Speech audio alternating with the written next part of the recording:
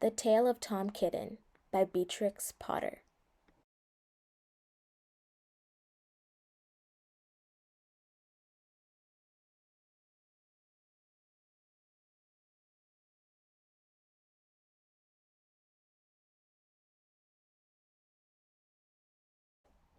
Once upon a time, there were 3 little kittens, and their names were Mittens, Tom Kitten, and Moppet.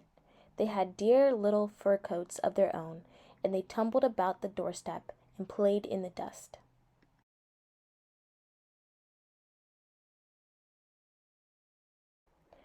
But one day their mother, Miss Tabitha Twitchit, expected friends to tea, so she fetched the kittens indoors to wash and dress them before the fine company arrived.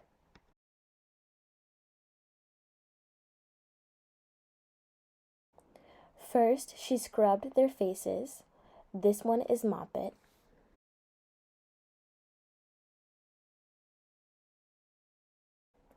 Then she brushed their fur. This one is Mittens.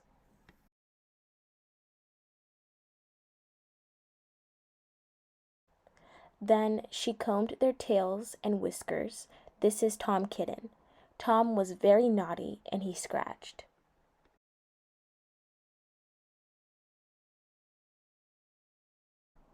Miss Tabitha dressed Moppet and Mittens in clean pinafores and tuckers, and then she took all sorts of elegant, uncomfortable clothes out of a chest of drawers in order to dress up her son, Thomas.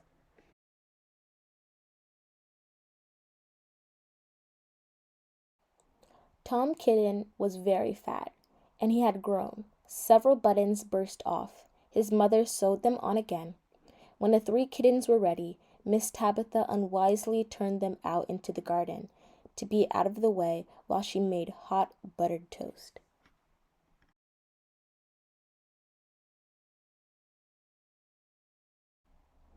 Now keep your frocks clean, children. You must walk on your hind legs, keep away from the dirty ash pit, and from Sally Henny Penny, and from the pigsty and the puddle ducks.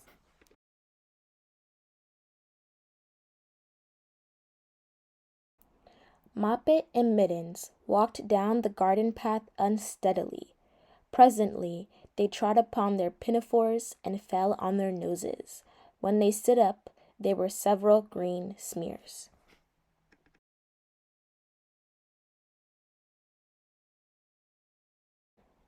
"Let us climb up the rockery and sit on the garden wall," said Moppet. They turned their pinafores back to front and went up with a skip and a jump. Moppet's white tucker fell down into the road.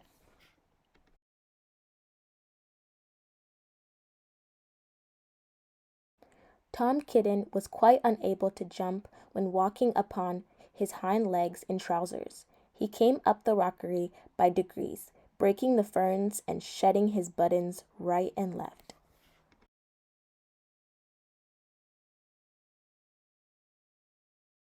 He was all in pieces when he reached the top of the wall. Moppet and Mittens tried to pull him together. His hat fell off and the rest of his buttons burst.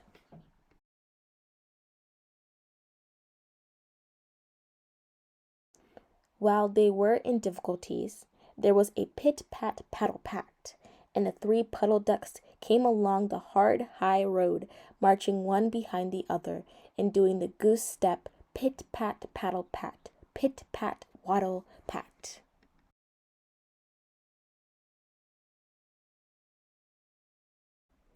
They stopped and stood in a row, and stared up at the kittens.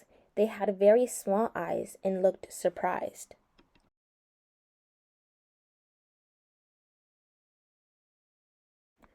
Then the 2 duckbirds, Rebecca and Jemima Puddle Duck, picked up the hat and tucker and put them on.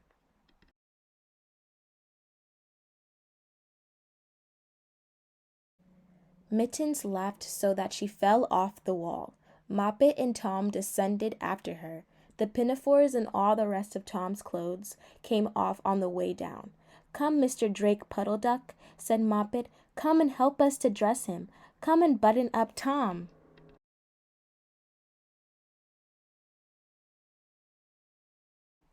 Mr. Drake Puddle Duck advanced in a slow, sideways manner and picked up the various articles.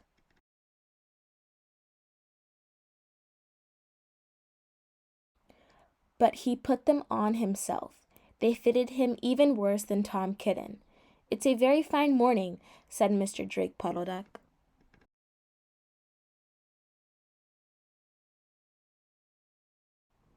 And he and Jemima and Rebecca Puddle Duck set off up the road, keeping step.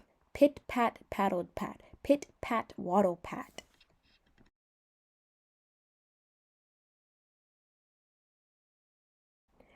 Then Tabitha Twitchit came down the garden and found her kittens on the wall with no clothes on.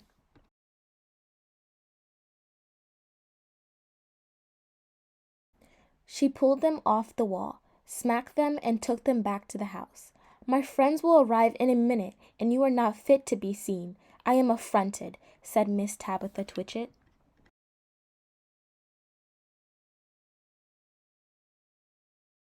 She sent them upstairs, and I am sorry to say she told her friends that they were in bed with the measles, which was not true.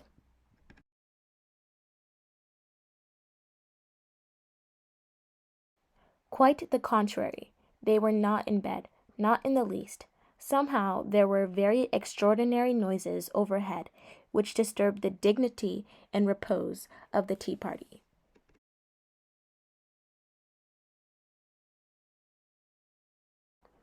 And I think that some day we shall have to make another larger book to tell you more about Tom Kitten.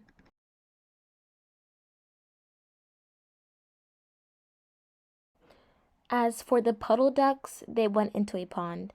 The clothes all came off directly because there were no buttons.